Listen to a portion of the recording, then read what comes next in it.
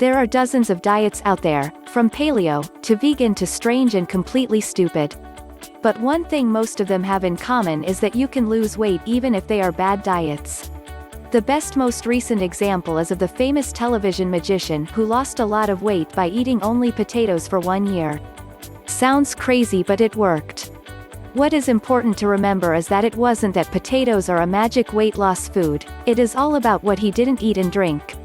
All the sugar, the junk food, the rich gourmet meals, and all the alcohol and sweet drinks. Leaving all of this bad food out of his diet for a year was a huge caloric burden being lifted. It is also important that while he lost weight, his health would have been compromised to some extent by missing out on some key nutrients in his diet, which would become a problem over time. Low protein for muscle and immune function, plus insufficient fats for brain, cell and nervous system health, and a gap in some specific minerals and nutrients. On even such a strange diet, he would have felt better because he was resting his system from the stresses of his old diet. But this would not be sustainable.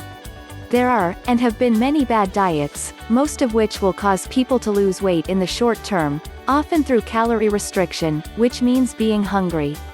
Some using highly processed drinks and bars to replace meals, rob people of the very basic ability to shop and construct a healthy meal.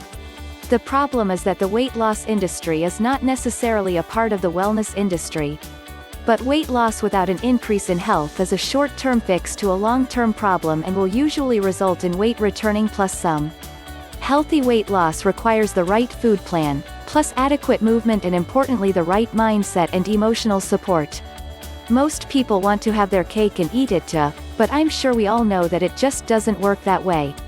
Sugar, and sugar-rich foods such as grains all become fat in your body, and most processed foods are not fit for healthy human consumption.